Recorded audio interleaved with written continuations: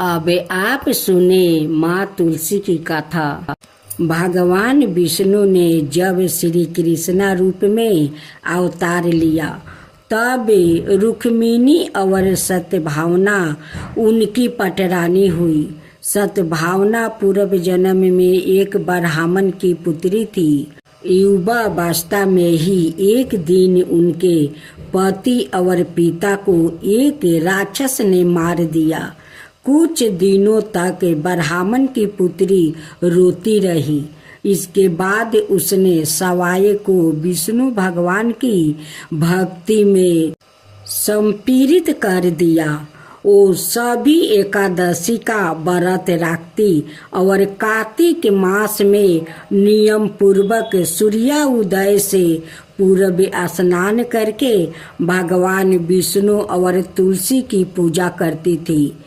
बुढ़ापा आने पर एक दिन जब ब्राह्मण की पुत्री कार्तिक स्नान के लिए गंगा में डुबकी लगाई तब बुखार से कांपने लगी और गंगा तट पर उसकी मृत्यु हो गई। उसी समय विष्णु लोक से एक विमान आया और ब्राह्मण की पुत्री का दिव्या शरीर विमान में बैठाकर विष्णु लोक पहुंचाया गया। जब भगवान विष्णु ने कृष्णा अवतार लिया तब ब्राह्मण की पुत्री ने सत्यभावना के रूप में जन्म लिया। कार्तिक मास में दीपदान करने के कारण सत्यभावना को सुख और संपत्ति प्राप्ति हुई। नियमित तुलसी में जल अर्पित करने के कारण सुंदर वाटिका का सुख मिला। शास्त्रों अनुसार कार्तिक मास में किए गए दान पुण्य का फल व्याकृतों को अलग जन्म में अवश्य प्राप्ति होता है। गुणवती नामक स्त्री ने कार्तिक मास में सुंदर द्वार पर तुलसी की एक सुंदर सी वाटिका लगाई। उस पुण्य के कारण वो अलग जन्म में सत्यभावना बनी और सदाए कार्तिक मास का व्रत करने का कारण वो भगवान श्री कृष्णा की पत्नी बनी। यह है कार्तिक मास में तुलसी आराधना का फल। इस मास में तुलसी विवाह की भी परंपरा है जो कार्तिक मास की पूर्णिमा तिथि को किया जाता है। इसमें तुलसी का पौधे को सजाए संवारे जाता है और भगवान शालिग्राम का पूजन किया जाता है। तुलसी का विवाहित विवाह किया जाता है। जो व्याकृत यह चाहता है कि इसके घर में सदाए शुभ कार्य हो, सदाए सुख शांति का निवास रहे, उसे तुलसी की आराधना अवश्य करनी चाहिए। कहते हैं कि जिस घर में शुभ कर्म होते हैं वहाँ तुलसी हरी भरी रहती है और जहाँ अशुभ कर्म होते हैं वहाँ तुलसी कभी भी हरी भरी नहीं रहती है। तुलसी हमारी आस्था है और श्रद्धा की प्रतीक है और अपरिमित औषधियों गुणों से युक्त भी। बरस भर तुलसी में जल अर्पित करना और संध्या काल तुलसी के नीचे दीप जलाना अत्यंत श्रेष्ठ माना जाता है। कार्तिक मास में तुलसी के समीप दीपक जलाने से मनुष्य अनंत पुण्य का भागी बनता है। इस मास में तुलसी के समीप दीपक जलाने से व्याकृत को साक्षात लक्ष्मी की कृपा प्राप्ति होती है, क्योंकि तुलसी में साक्षात लक्ष्मी का निवास माना गया है। अब माँ तुलसी का दूसरा अध्याय। एक बार राधा जी सखी से बोली, सखी तुम श्री कृष्णा की प्रसन्नता के लिए किसी देवता की ऐसी पूजा बताओ जो परम सौभाग्यवती हो, तब समस्त सखियों में श्रेष्ठ। चंद्र नाना ने अपने हृदय में एक क्षण तक कुछ विचार किया, फिर बोली, राधे, परम सौभाग्यदायक और श्री कृष्णा की भी प्राप्ति के लिए वरदायक व्रत है तुलसी की सेवा।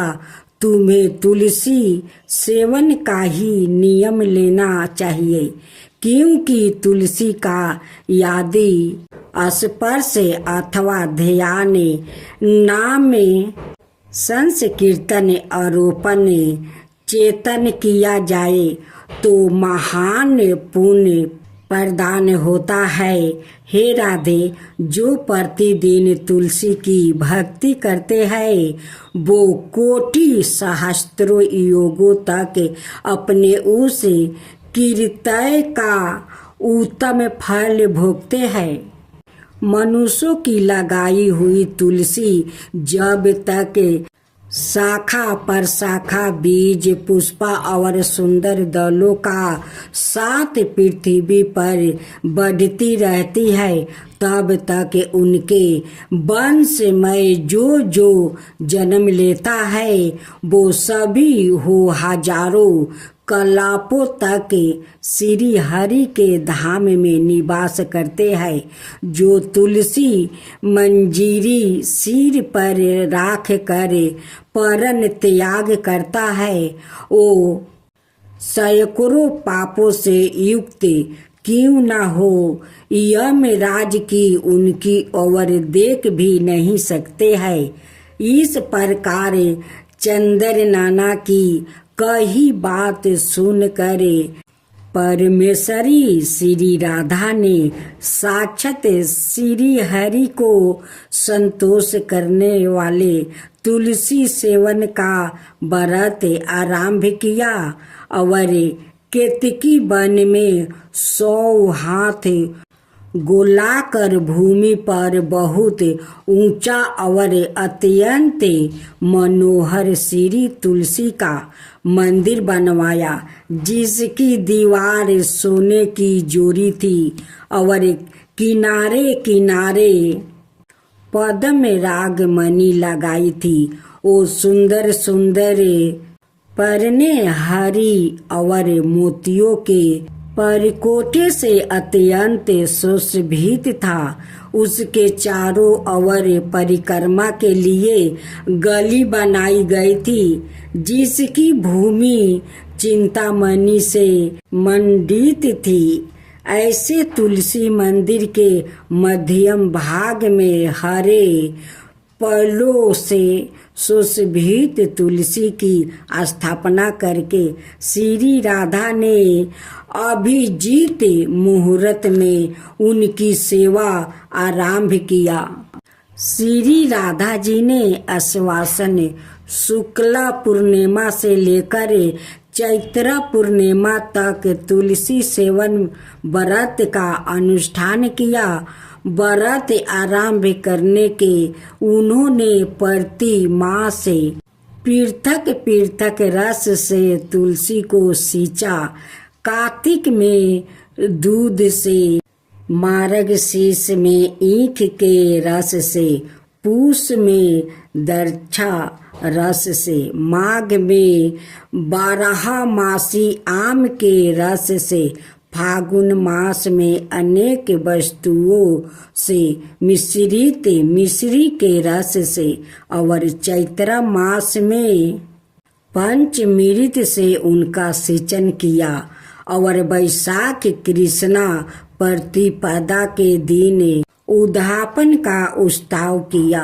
उन्होंने 2 लाख ब्राह्मणों को 56 भोग से दीर्पित करके वस्तु और आभूषण के साथ दक्षिणा दी। मोटे मोटे दिव्य मोतियों का 1 लाख भरे और सौरन का 1 कोटि भर श्री गंगाचार्य को दिया। उस समय आकाश से देवता तुलसी मंदिर पर फूलों की वर्षा करने लगे। उसी समय सौरन सिंहासन पर विराजमान हरि प्रिया तुलसी देवी प्रकट हुई। उसके 4 भुजाएं थी, कमल दल के समान विशाल नेत्र थे। 16 बरस की सी अवस्था और स्वयं कांति थी। मस्तक पर हेमाय किरीट प्रकाशित था और कानों में कंचनमय कुंडल झलमला रहे थे। गरुड़ से उतर कर तुलसी देवी ने रंग वाली जैसी श्री राधा जी को अपनी भुजाओं से अंक में भर लिया और उनके मुख चंदर का चुंबन किया। तुलसी बोली, कालावती राधा, मैं तुम्हारी भक्ति से प्रसन्न हूँ। यहाँ इंद्रिया मन विरिधि और चिंत द्वार जो मनोरथ तुमने किया है वो सब तुम्हारे सम्मुख सफल हो गया है। इस प्रकार हरि प्रिया तुलसी को प्रणाम करके वृष भानु नंदिनी राधा ने उससे कहा, देवी, गोविंद का उगल चरणों में मेरी आहुति की भक्ति बनी रहे। तब तथास्तु कहकर हरि प्रिया अंतर्ध्यान हो गई। इस प्रकार पृथ्वी पर जो मनुष्य श्री राधिका का इस विचित्र उपाख्यान को सुनता है वो भगवान को पाकर कृतायत हो जाता है। अब माँ तुलसी का तीसरा अध्याय। कार्तिक महीने में एक बुढ़िया माई तुलसी जी को सिंचती और कहती कि हे तुलसी माता, सत्य की दाता, मैं बिलरा सिंचू तेरा, तू करे निस्तार मेरा। तुलसा माता अडूबा दे, लडूबा दे, पीतम्बर की धोती दे, मीठा मीठा घास दे, बैकुंठ में बास दे, चटक की चाल दे, मटक की मौत दे, चंदन का काठ दे, रानी सा राज दे, दाल भात का भोजन दे, 11 की मौत दे, कृष्णा जी का कंधा दे। तब तुलसी माता यह सुनकर सूखने लगी तो भगवान ने पूछा कि हे तुलसी, तुम क्यों सूख रही हो? तुलसी माता ने कहा कि एक बुढ़िया रोज आती है और यही बात कह जाती है, मैं सब बात तो पूरा कर दूंगी, लेकिन आपका कंधा कहाँ से दूंगी? तो भगवान बोले, जब वो मरेगी तो मैं अपने आप कंधा दे दूंगा। जब बुढ़िया माई मर गई तब लोग आ गया और माई को ले जाने लगे तो वो किसी से ना उठी। तब भगवान एक 12 बरस के बालक का रूप धारण करके आए। बालक ने कहा, मैं बुढ़िया के कान में एक बात कहूँगा। सबने कहा, तू भी अपने मन की कर ले बेटा। बालक बुढ़िया के पास गया और कान में कहा, बुढ़िया माई मन ही मन निकल ले, तू बिलरा सींच मेरा, मैं करूं निस्तार तेरा। बुढ़िया माई अडूबा ले, लडूबा ले, पीतम्बर की धोती ले, मीठा मीठा घास ले, बैकुंठ का बास ले, चटक की चाल ले, मटक की मौत ले, कृष्णा जी का कंधा ले। यह सुनकर बुढ़िया माई हल्की हो गई। भगवान के कंधा दिया और बुढ़िया माई को मुक्ति मिल गई। हे तुलसी माता, जैसे बुढ़िया माई को मुक्ति दी वैसे ही सबको देना। अब चौथा अध्याय। एक बूढ़ा ब्राह्मण था। वो रोज पीपल को जल से सींचता था। पीपल में से रोज एक लड़की निकलती है और कहती है, पिताजी मैं आपका जाऊंगी। यह सुनते सुनते बूढ़ा दिन पर दिन कमजोर होने लगा। तो बुढ़िया ने पूछा कि क्या बात है? बूढ़ा बोला कि पीपल से एक लड़की निकलती है और कहती है कि वो भी मेरे साथ चलेगी। बुढ़िया बोली कि कल ले आना। उस लड़की को जहाँ 6 लड़कियाँ पहले से ही हमारे घर में है, वहाँ 7वीं लड़की और सही है। अगले दिन बूढ़ा उस लड़की को घर ले आया। घर आने के बाद बूढ़ा आटा मांगने गया तो उसे पहले दिनों की अपेक्षा आज ज्यादा आटा मिला था। जब बुढ़िया वहाँ आटा सानने लगी तो लड़की ने कहा कि लाओ मैं सान देती हूँ। जब आटा सानने बैठी तो परात भर गया। उसके बाद माँ खाना बनाने जाने लगी तो लड़की बोली कि आज रसोई में मैं जाऊंगी। तो बुढ़िया बोली कि ना, तेरे हाथ जल जाएंगे। लेकिन लड़की नहीं मानी और वो रसोई में खाना बनाने गई तो उसने तरह तरह के 36 व्यंजन बना डाली और आज भी भर पेट खाना खाया। इससे पहले वो आधा पेट भूखा ही रहते थे।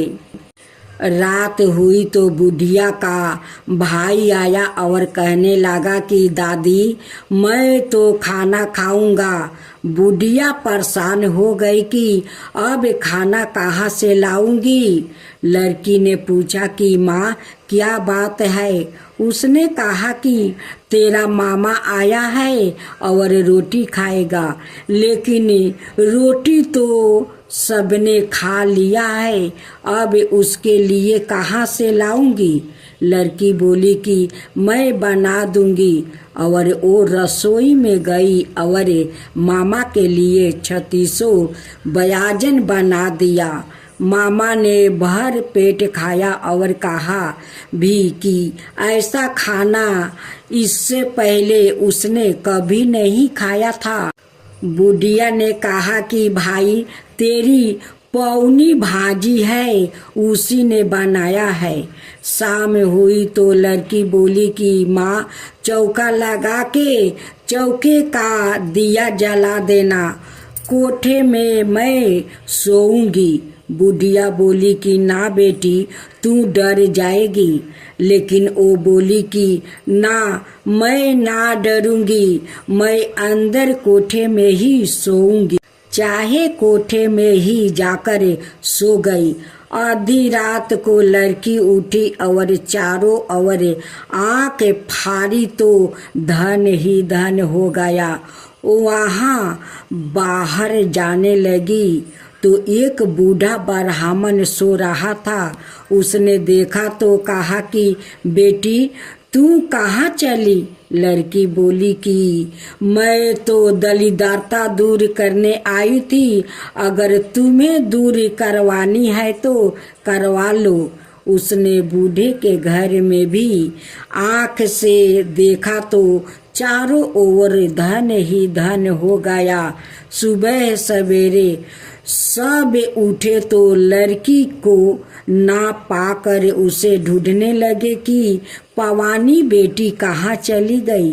बूढ़ा ब्राह्मण बोला कि वो तो लक्ष्मी माता थी जो तुम्हारे साथ मेरी दलिद्रता भी दूर कर गई। हे लक्ष्मी माता, जैसे आपने उनकी दलिद्रता दूर की वैसे ही सबकी करना।